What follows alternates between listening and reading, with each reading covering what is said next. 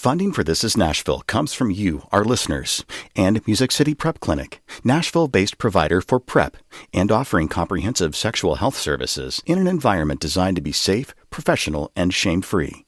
Learn more at musiccityprep.org. I'm Khalil Ekalona, and this is Nashville. When I moved to Nashville, I, like many others, was introduced to the infamous tall and skinny, the townhouse-like dwellings that usually appear two at a time. Now, I had seen modern townhomes before, but what struck me as peculiar was their location, right in the middle of the street with more traditionally designed homes. Why did the street look that way and others don't? In a word, zoning. Zoning boils down to what can and cannot be built on a given plot of land. And in our fast-growing city, it has become a hot-button issue. But what is the process for zoning? And do Nashvillians truly understand it? Later this hour, we're bringing you a special Citizen Nashville, where we'll ask experts and officials about zoning and have them answer your questions. And you can still get them in. Just tweet us at This Is Nashville. But first, early voting is in full swing here in Nashville. There are a number of races on the ballot, including for Metro Council and a couple of state house seats. But many Nashvillians have their eyes on one in particular, the mayor's race. WPLN producer Cynthia Abrams has been asking the candidates to answer critical questions about the future of our city, as well as examining the latest campaign fundraising totals. She's here with an update now. Cindy, welcome back to This Is Nashville. Thanks, Khalil. Really good to see you. So how is early voting going so far? There seems to be really strong turnout this year. This past weekend, over 5,000 people cast their ballots, which is more than 5 times the number of people who voted last year during that first weekend. So numbers are now up to nearly 12,000 early votes, and we've still got over a week left. Why do you think turnout is off to such a strong start? It's likely that this has to do with accessibility. So in past years, you could only cast ballots early at the Howard office building for the first several days. But this year, you can vote early at 12 different polling places, and they're all across the city, from the Belmead City Hall to the Bordeaux Library, all the way up to the Goodlettsville Community Center. So, of course, voters can also cast ballots on Election Day, though they will be restricted to their assigned polling location. And we've seen early voting become much more popular over the years. Sometimes half of voters choose that option, but we won't really know until the end whether this election changes the total turnout. Okay, so we know that this is a major election because we're picking a new mayor and all those Metro Council seats and others. But, you know, there are so many mayoral candidates. How can voters study up on them? There are lots of ways. One way here at WPLN we've always found important is to try to identify the most pressing city needs and really focus there. This time, we solicited feedback from our listeners to find out what type of questions they had for candidates, and there were dozens of questions. I looked through those responses and narrowed them down to the 5 most frequently asked about categories. Well, what are those topics? So they were gun violence, affordable housing, public transit, city-state relations, and the environment. And then we went ahead and selected questions directly from listeners on those topics and sent them off to candidates. And we received responses from the bulk of the field. So everybody except Fran Bush and Bernie Cox. And we've published all those responses in full at wpln.org/election. And listeners have also been hearing these stories in our newscasts over the past couple of weeks. So are there any of the responses that stick out to you? I found the responses regarding city-state relationships to be pretty enlightening. The legislature passed a host of bills that targeted Nashville this past session. They eliminated police oversight boards, tried to cut the size of Metro Council, and more. So this has been a question for mayoral candidates throughout the race. And so the specific framing we sent to candidates was, how would they shield Nashville from the partisan bullying of state lawmakers? And I've got some highlights here from 3 candidates, Freddie O'Connell, then Alice Rowley, and finally Matt Wiltshire. So I'll revisit the relationship between Metro Nashville and the state government. But it needs to come from a place where Nashville understands our value, knows our points of leverage, and asserts our power. I believe it is possible to love both Nashville and Tennessee. and our residents benefit when we work together. Now, don't get me wrong. There are a few things the legislature has done that have absolutely enraged me. But nobody is going to be better off if we throw up our hands and don't talk to one another. That's a tall task for them to kind of smooth over the relationship that the city has with the state legislature. Tell me, what do these responses say about who they are? So you've got Freddie O'Connell, who's a Metro Council member, who has been pretty vocal about the state's overreach into city matters. And he doesn't shy away from a pretty harsh response, as you heard. And that's contrasted with Alice Rowley, who's a Republican political strategist. And while the race is nonpartisan, she offers a more conservative approach and never really condemns state action, which is unlike many of the other candidates. And lastly, there's Matt Wiltshire, who is a former housing official who has really set himself apart this race, especially when it comes to fundraising totals. Okay, fundraising, the big thing. Tell me more about that. Well, fundraising totals from the second quarter were released last week, and this offers some insight into the success of certain campaigns. Matt Wiltshire raised by far the most during the second quarter. He gathered just over $500,000. And so along with Jeff Yarbrough and Freddie O'Connell, he topped the charts for remaining funds going into early voting. That means they appear to have significant spending power still to go. And it's also worth noting that campaign fundraising can still be going on. It's just that we won't get to see those amounts right away. Okay, so if Wiltshire has raised the most money, has he also spent the most money? I mean, this would be for TV ads, campaign mailers, things like that, right? Good question. When the fundraising totals were released, it was actually Jim Gingrich, the former Alliance Bernstein executive, who had run the most expensive campaign thus far. He had spent nearly $2 million during this run. However, he dropped out of the race at the start of the week, leaving Matt Wiltshire at the top of the chart for total expenditures during the second quarter. And we've seen multiple candidates running ads, both online and on TV, like O'Connell, Senator Heidi Campbell, and Councilmember Sharon Hurt. All right, so what should voters know about what comes next? So early voting is still going on at all 12 of those polling places. And the website to see those addresses is nashville.gov/vote. That runs through Saturday, July 29th. Election Day is August 3rd, but if no candidate wins over 50% of the vote there will be a runoff for the top two. And even though we are down one candidate, the field still rounds out to 11, which means a runoff is extremely likely. And if it takes place, it will be held September 14th. That is WPLN producer Cynthia Abrams. You can find the link to her story on this episode's web post at WPLN.org. Thanks so much, Cynthia. Thank you. We have to take a short break. When we come back, we'll get you up to speed on zoning in the city. What can you build? Do you have a question about zoning? Let us know by tweeting us at This Is Nashville. We'll be right back.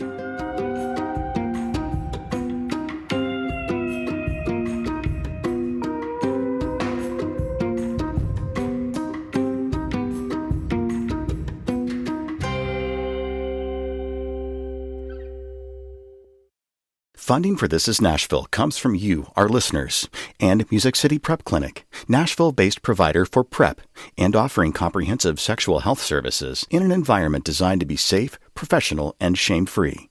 Learn more at musiccityprep.org. I'm Khalil Ekolona, and this is Citizen Nashville. We've talked a lot here at WPLN News about how to serve you, our communities, better. So a few times a month, we're bringing you a special hour we're calling Citizen Nashville. Our goal is to answer your questions, round up resources for you, and make sure our leaders hear your needs loud and clear. Today, we're talking about zoning. Yay! Look, I know some of you may be saying, Khalil, that's not very exciting. But before you zone out, all puns forgiven, know that zoning can impact your street, neighborhood, even your place of employment. And how much do you know about zoning? Are you clear on how it works? Fortunately, we have experts here to help clarify zoning and to answer your questions.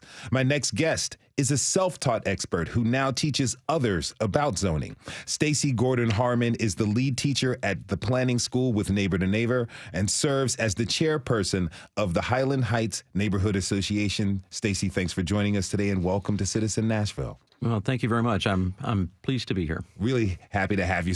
But I want to start off with a little bit of a vocabulary primer, if you will, because some of these terms are super confusing for folks. And let's start with the big term itself, zoning. What is it and why is it important? At its most base level, zoning is basically law.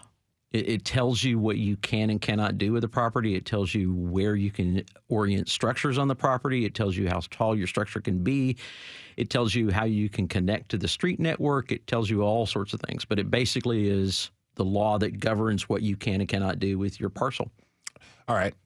So what about land use policy? How does that differ from zoning? So policy is think of it like guidance. It's there to guide decisions on what you might be able to do with the property if you rezone it or change the law that governs that piece of property. So it's basically a guidance tool that allows the commission, the planning staff, the council members to weigh what could or could not happen and decide if that's a good use of the land so that they can then effect a change to zoning, which is in effect changing the law. Okay, so zoning is the hard facts of what I can and cannot do. Land use policy is a guidelines for maybe how to go about whatever I decide. How to change that law. Okay, yeah. That makes a lot of sense. But what if I want to build something different? What is a variance? Well, variance kind of comes in after the fact. So let's say, for instance, that the law is in place, but there's a hardship or there's something that prevents you from doing a minor change or a minor adjustment to your property that's not permitted by the zoning district that's in play. You can go to the Board of Zoning Appeals and request a variance or an exception. They'll take a look at the case and they'll determine whether or not that exception is merited or that variance is allowed. Okay, that makes sense for me. It comes after the fact. Okay. What about an overlay? Overlay is basically if you think about zoning as layers of an onion, you have base zoning, and then you have overlays, different layers, if you will, that can be applied that further restrict or further regulate what you can and cannot do with a property. So, for instance, let's take historic Germantown, for instance. That's a neighborhood that it has been in existence for quite a while. A historic overlay will prevent older homes from being modified in ways that are not in line with the historic nature of that particular neighborhood. So what are some examples of the base layer you mentioned? Well, base layers are the basic zoning districts. So, for instance, if you have a zoning district of RS5, that basically means that you are going to build a single-family home on your property. The property has to be at least 5,000 square feet in size. And that's kind of the basics. And the different zoning districts determine density for a particular lot. They determine, how high the structure may be, things like that. But that's the base zoning. And then from there, an overlay would then say, okay, well, if you've got a single family home on a 5,000 square foot lot, you're in a historic overlay, and that home is, let's say, built in the 1890s, you can't go in and put vinyl windows in it. Mm-hmm. So it's another layer of regulations and restrictions that ensure that the feel and look of the neighborhood are in play. Okay, all these layers of the onion. Man, I see why people cry about zoning. So, all right, finally, what about a specific plan or SP as it's more commonly known? So that is kind of for lack of a better term, an aberration. It doesn't fit any particular category. And because it is site-specific, that zoning is put in play when you want to do something that's a little outside the box, or you want to have some components of one type of zoning district or components of another type of zoning district, and you want to combine them to build something unique. That zoning district only applies to that one piece of property, if you will. So once it becomes law, though, that the confines of that particular SP have to be followed through. So, for instance, if somebody were to put an SP zoning district in play and it's approved, but they sell that property, the new owner has to build exactly what was detailed in the SP. Okay. Or they have to go through and rezone it to a different SP or to a base zoning. Yeah, but it's a unique zoning district for a specific parcel. How often does that happen? Not as often lately, but there for a while, it was like every time you turn around, there were SPs. All right. Thank you very much for clearing up and giving us that quick vocabulary lesson. You are a self-taught expert in this, right? Yeah, very much so. What made you want to learn so much about zoning? A rezoning application that came in almost in my back door. Okay. Yeah. I mean, to put it frankly, it struck me as a bit more dense than it should have been. So I started asking questions and learned that things had been happening in the neighborhood that I had been blind to, my own fault, really, for not paying attention. And I got really involved with some of the other neighbors and going down and talking to the planning staff and showing up at planning commission meetings and listening to the proceedings and engaging with the different stakeholders in the process. And I learned as much as I possibly could so that I could speak intelligently. And if I'm going to argue against a particular project or for a particular project, I want to make sure I know how I can frame my argument to hopefully be convincing. You took all that knowledge and you started the planning school. What led you to found that? Well, I didn't necessarily start it myself. That was a project that Neighbor to Neighbor had undertaken. It all stemmed from a think tank that was formed, I believe it was in 2018. Is that right, Ingrid? I believe it was 2018. The think tank took different neighborhood leaders from all over the city and planning staff and council members, kind of put them all in a room, and we discussed some of the barriers on why people have challenges knowing things about zoning and planning. What can we do to better communicate? And we put together a punch list of things that we would like to see happen over the course of the next few years. And the planning school came out of that. One of those was an education component, because let's face it, if you're ignorant of what's going on and you don't have the knowledge base to be able to talk planning, you feel very much isolated and you feel like you don't have a voice at the table. So the planning school was put in play to address that and to teach neighborhood leaders, anybody that was interested, the language, the process. Now, my next guest is a graduate of the planning school and now serves as a co-teacher there. Ingrid Campbell is a community advocate for the McFerrin Park neighborhood and a former guest of the show. Ingrid, thanks for being here. Welcome back to This is Nashville. Thank you, Khalil. You know, you're deeply, deeply involved in your neighborhood.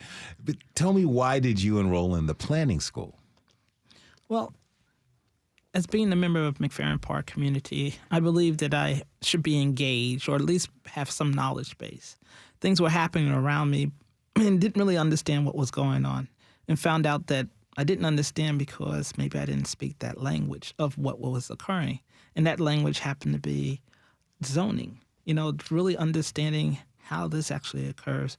How does the Department of Planning engage with the community, and how does the community respond back or engage their council person? Mm-hmm. So that's what happened with me, and that's why I started to I need to educate myself, and then found out that we have, through Neighbor to Neighbor, we have a program which helps educate people, you know, to understand, especially as a president at one time of McFerrin Park community. Mm-hmm. Shout out to Neighbor. They are friends of the show. Now, what did you learn that truly surprised you when you were going through the planning school? I learned that I could be, as a resident, my land, my property is residential. Next door, I would think it's residential because there's a house there, but didn't realize that the property may be cited as commercial, or it may be multifamily, even though there's only one family living there. And see, when you don't know that, and someone sells that property, and then they start building based on what the current zoning that they're allowed to do, Then people are up in arms, like, why are they building too tall and skinnies or whatever on the property next to me? How is that possible? And then you realize this is part of zoning. This happened, go back, understand, know what the limits are, know what to expect, and that's what I realized I had to educate myself. But in turn, I also need to educate the community. The scenario you pointed out about, someone moving and tall and skinnies being erected, that is a signal and a sign of the city growing very, very rapidly. What concerns do you have as the city grows? Well, the concern I have is that for people who are seniors or elder or have some restrictions as far as their ability to hold on to their property and feel like they're being kind of moved out in order so that someone can do multiple units on their land and not getting the full value or understanding what the property value is, it was one of my concern. The other concern is I realized in my community there is a large senior population. And so what are we doing? We're knocking down houses that are one story, and some of them historic homes like Sears homes and so forth that are being just kind of demolished. And we're replacing with something that senior or someone with limited mobility cannot really access all three flights of the structure. So who are we really building for? Are we really building for someone in another category only, or are we building for a community that spans different age group, different capabilities?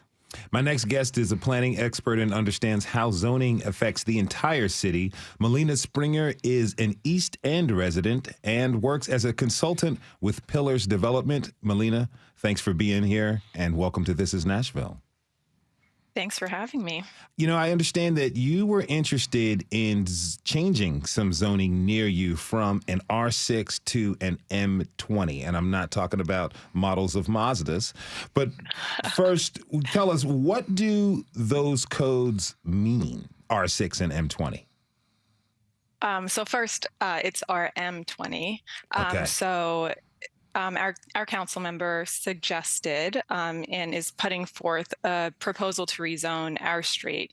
It's currently, I think, some RS5, R6, and to rezone those to RM20. So I believe at the beginning, Stacy mentioned that the RS means single family only.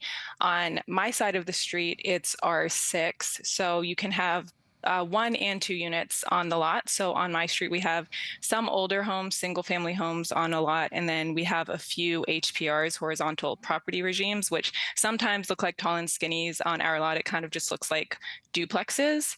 And what they're proposing, or what he's proposing, is RM20, which would allow 20 units per acre. So that would increase the density on our lots. Okay. So why is it important to know the difference between those codes?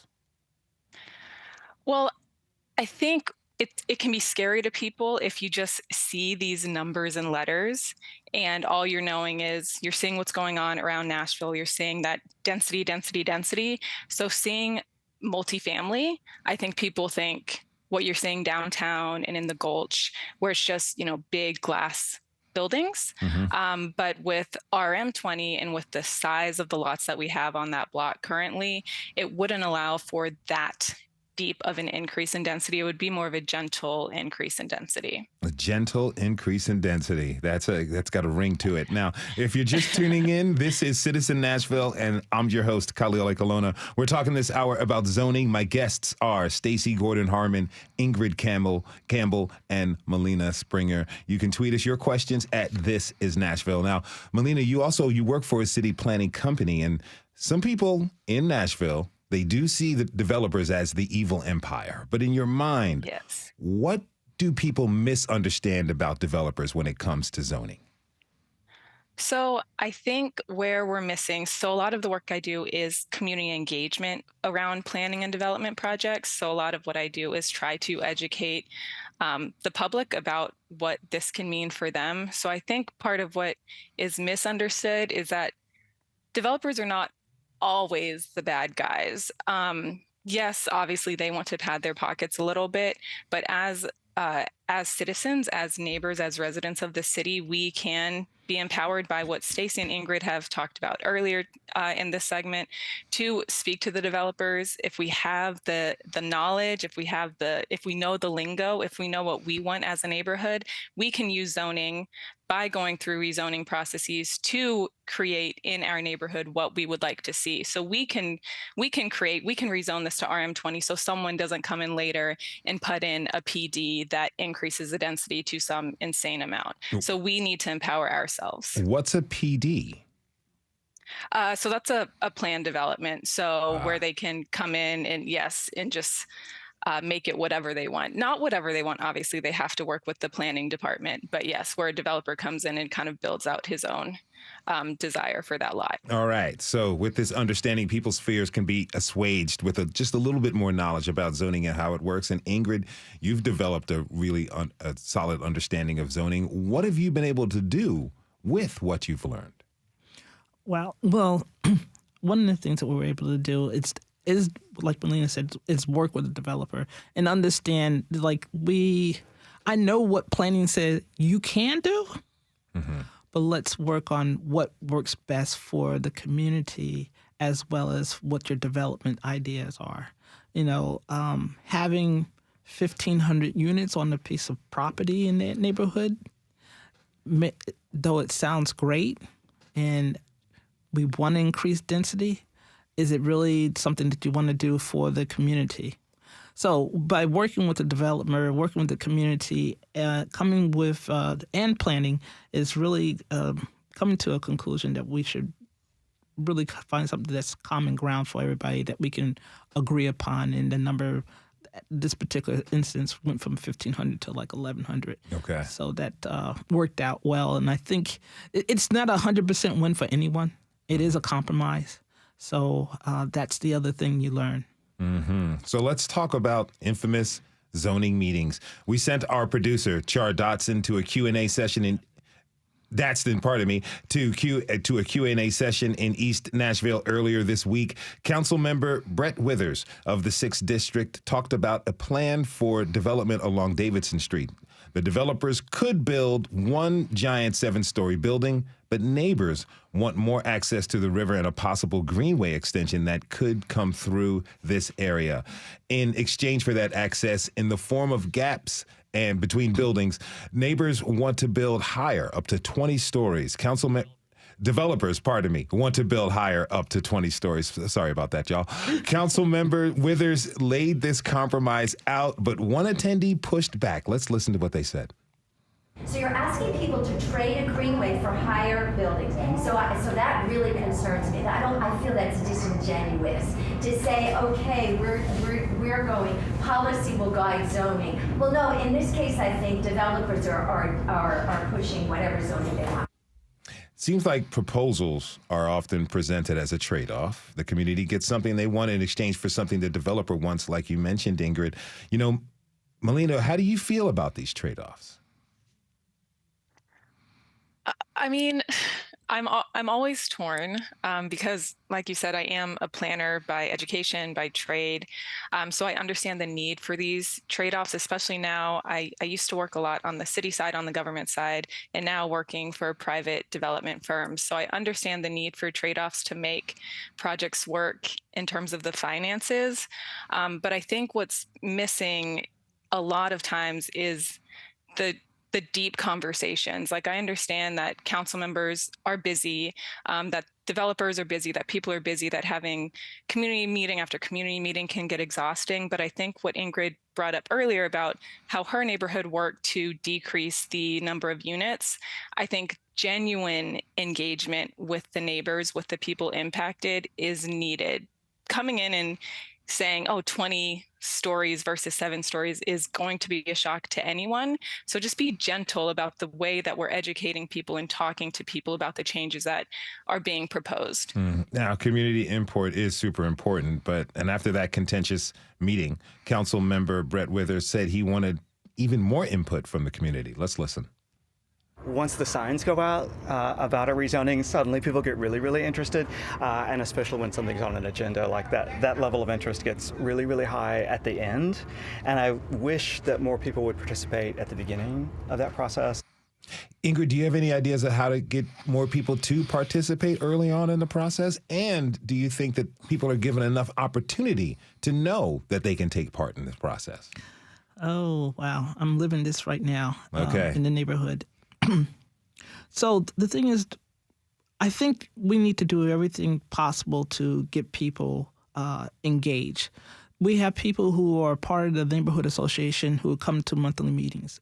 Fine, they will be there for the next meeting, the meeting after that. You need to engage those who do not attend. For whatever reason that they do not attend, maybe it's historical, maybe it's just they're not able physically, maybe they're just limited in getting the communication that notifies them that there is a meeting.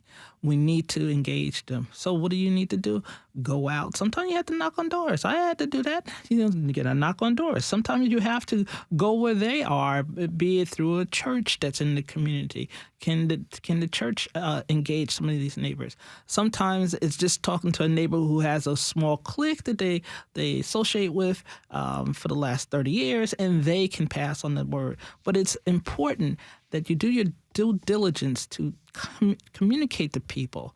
And it's brought to my attention recently that you have people who are unable to read small print, so you want to, you have to take that in consideration, larger print items. So as a developer, yes, I believe it's not just going to the neighborhood association. You need to reach those who do not attend, because your association may only get you 10% of the people in that community, and you got the other 90%. And you don't the tail's wagging the dog's wagging. So I've heard situations and stories of notification of a development meeting coming up on Friday afternoon, and that meeting is on Tuesday. To me, that doesn't seem like a sufficient amount of time to get to everybody. Stacy, what can be done to better inform people about the meetings that are coming up so more people can participate? That was actually one of the concerns that was brought up in the think tank sessions that we had starting back in 2018, was how do we improve the noticing that's going out so that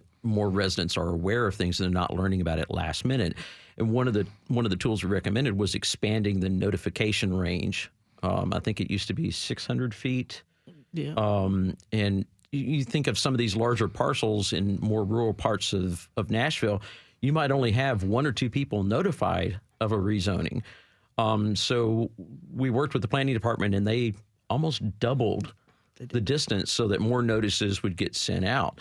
But part of what we teach in the planning school are some of the resources that are available online. You don't have to wait to get a notice. You can go into some of the tools and take a look at things that are proposed. As soon as the applications are turned in, usually within a couple of days, those notices or those entries into the tools that are available are there. And so people can find that information. But teaching them where to look is just as important as sitting and waiting on a postcard or word of mouth, or you see a zoning sign. There are indications that something is happening a lot earlier than that if you know where the tools are and how to access them and how to decipher them. Now, Malina, you have an interesting vantage point. You see this from all three angles. Again, as you said, you worked with city planning and development. You are a resident, and you work for a developing company. So tell me this, how can they help each other to understand more about zoning?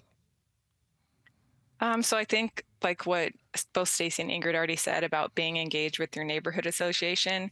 Up until last year, I would have been a hypocrite saying that, because last year is when I finally started getting involved with my neighborhood. But talking to your neighbors is a huge thing. And I think that's what I really value about my neighborhood. It is a very small neighborhood. And so when stuff comes up, I talk to all my neighbors along my block.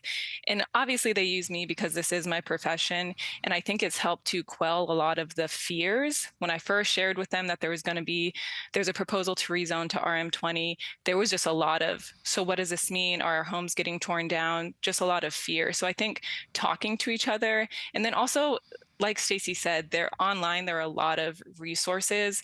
Nashville has a map showing rezoning applications, showing development things like that. So you can check online and again, talk to your neighbors, a lot of talking to your neighbors and using the resources that you have at your fingertips. I want to thank my guests, Malina Springer, resident of East End and a consultant with Pillars Development, and Ingrid Campbell, community advocate for the McFerrin Park neighborhood and co-teacher at the Planning School with Neighbor to Neighbor. Thanks to you both for being with us today. Stacy Gordon Harmon will stick with us through the break.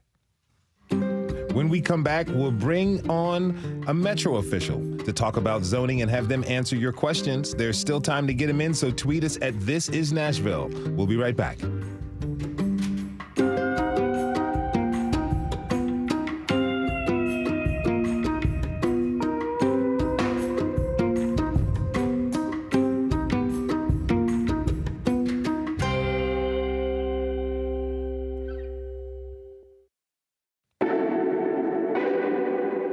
I'm Khalil Colonna, and this is Citizen Nashville.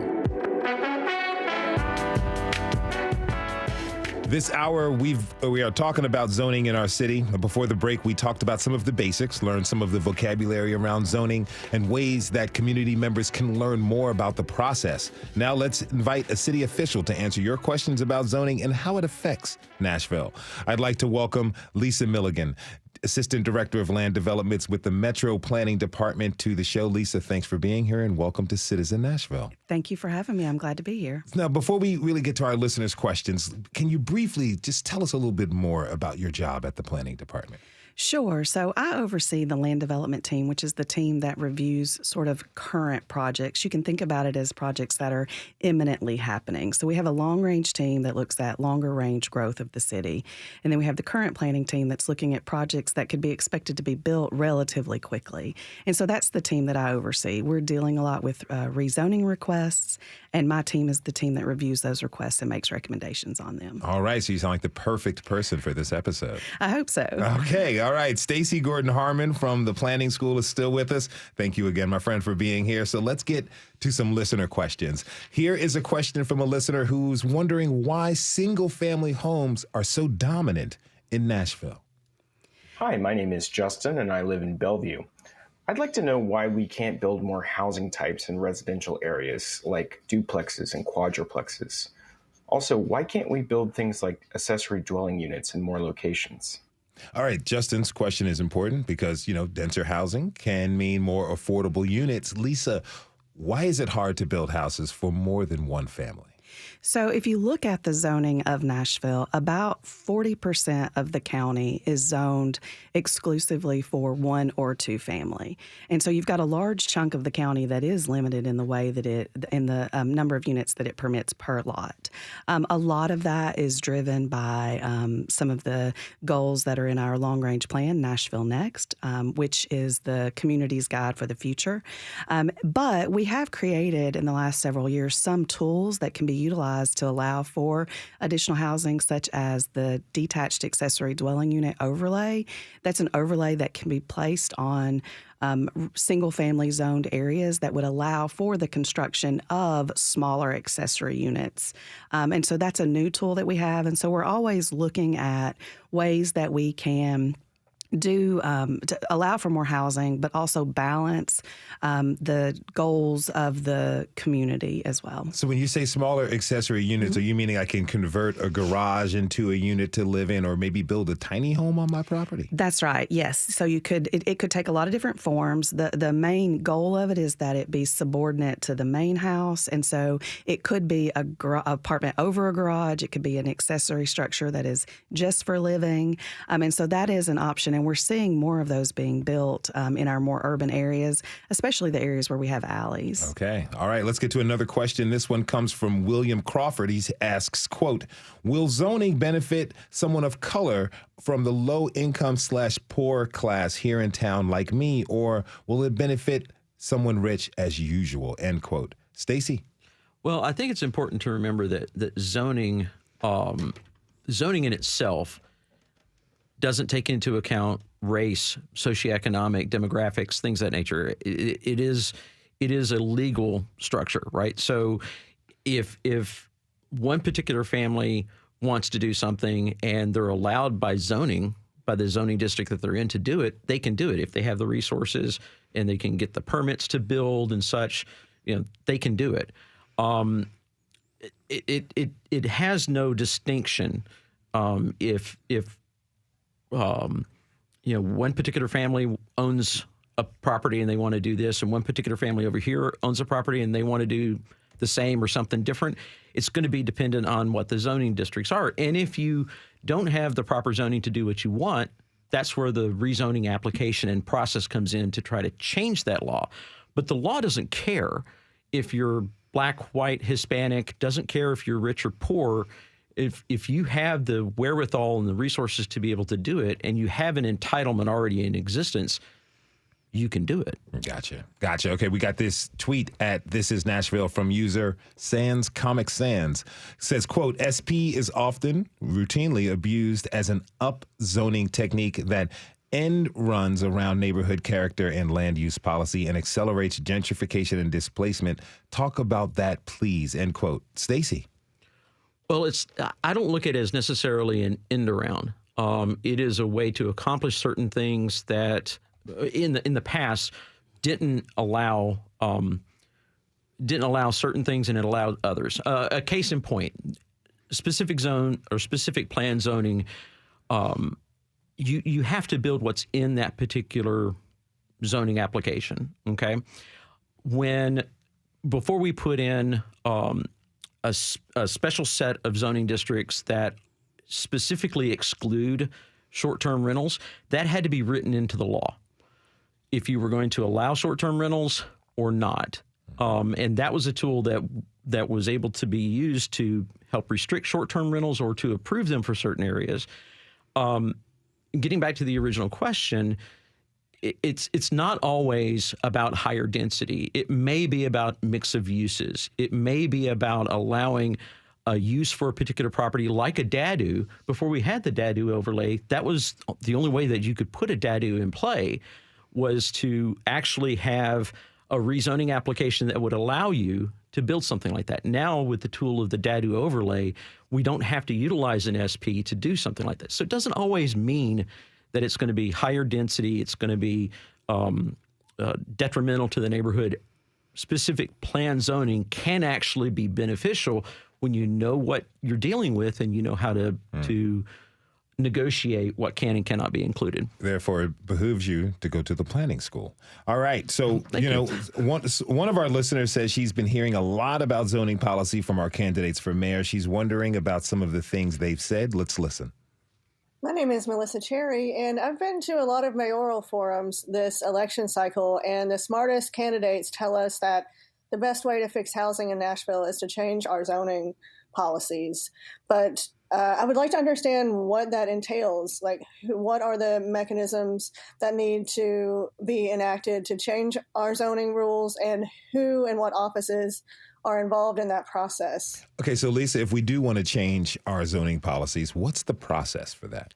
So there's a couple of different things when we're talking about changing zoning. We can be talking about changing the actual zoning designation of a land, or we can be talking about changing the actual zoning code. So in other words, changing the rules of zoning. So for instance, in the not too distant past, Councilmember Colby Sledge had an amendment that went through and amended the zoning code that removed parking minimums from the UZO. So what that means is that someone could build without having to have parking spaces. And we have heard that that is sometimes a barrier, especially for multifamily projects in like the 4 to 8 range. And so providing parking can be a barrier to building that form of housing. And so by removing that minimum, you're opening up the door for the option of other types where there may be getting past that barrier. So that's one thing. And so we can look at certainly changing the zoning, especially along arterial and collectors, corridors, to allow for more density, but we can also look at tweaks to the zoning code that can remove some of the barriers that might be preventing the building of more housing. Okay, here's a message from listener Israel. He asks, quote, why are there minimum square footages for building a structure in my backyard? He goes on to add, quote, I'm forced to hurt the environment building too large of an office. Lisa, can you answer that? Typically we require minimum lot sizes, but not typically square footage requirements of buildings, unless that's something in the building code that I'm not aware of. But zoning doesn't typically dictate what size a building has to be. It only tells you what size it can be. So it's setting maximums, not minimums. Okay. He's talking about the environment. Our environmental reporter here at WPLN, Caroline Eggers, has been researching environmental impact of building projects, and she's wondering, how could the city do a better job considering climate when it makes zoning decisions? Lisa? Sure. I think some of the things that we can look at, and some of the work that we have done, is looking at our landscaping and tree requirements. So we're looking at where you can require that more trees be built or more trees be planted onto properties, especially with new projects. We can look at inclusion of street trees, which certainly help in our more urban environments to create shade on the wonderful sidewalks that are getting built with projects. And so those are some of the things that we can do. We also can look at some of our stormwater standards and how we are handling stormwater runoff and the treatment of that stormwater so that we can make projects be more environmentally sustainable. All right, we have a question from Eric Hoke, who lives in the Eastwood neighborhood. He's also design director at Civic Design Center. Let's hear.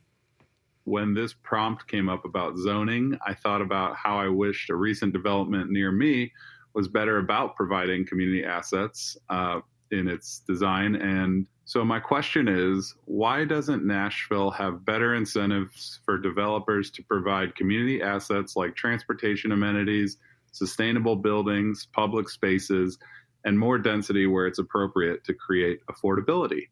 Thanks. Okay, so Lisa, what incentives can the Metro government offer to encourage developers to build things like affordable housing or sustainable architecture? So the affordable housing question is a really sticky one, because there is state legislation that actually prohibits Metro from considering the provision of affordable housing when we're looking at zoning. And so if a developer comes in and says, I want to build 300 units and they're all going to be affordable, and so you should support my rezoning because it's all affordable, we actually can't consider that in our deliberations because of the state law that really sort of restricts us. What we can do is look at a rezoning holistically, and we can look at, is there a needed greenway connection? Do we need to have the sidewalks widened? Is there a connection that we can make off-site with a sidewalk that will connect it to a retail area or a school? What sort of bike lanes are needed? And so we can always be looking at those sorts of benefits, even if we can't necessarily look directly at the provision of affordable housing. All right. Now, Stacy, this next question comes from one of our fellow journalists, Adam Friedman of the Tennessee Lookout. He asks, quote, does Nashville need to update its historic zoning laws? Are they slowing the process for new rental and housing units, end quote? Well, I don't know if it's the zoning laws that need to be updated, possibly updates to land use policies that would, because the way land use policies are similar to zoning, they're different layers. And when you take a look at, one of the terms that we learn about in the planning school is a transect. It just describes a certain section of Nashville and applies some guidance and overall concepts to that particular neighborhood. And you can change a neighborhood from, say, a maintenance policy where it's kind of, business as usual, to a more aggressive policy like a neighborhood evolving, where now the guidance changes from maintaining status quo to we're going to make some more wholesale changes to the neighborhood. And if the land use policies are acceptable, they're an easier sell. If you need to make changes to, it's not necessarily zoning, but it's the land use policies that can affect the bigger change. All right. Last question. We have just about a minute left. Speaking of history, we got another tweet at This Is Nashville from Neil Kronatik. Pardon me. Quote, could we have Lisa speak to the historical impacts that zoning has had on different races, end quote? Sure. I think that we've seen a real impact, particularly in Nashville related to redlining, which has more to do with like lending as opposed to zoning. And so you can actually see maps, and we've got some historical data on the impacts that redlining has had on development and home ownership in the city. From a zoning perspective, we have seen traditionally really just a lot of single-family zoning being applied across large swaths of Nashville, and not necessarily by any sort of racial demographics across the city. And so I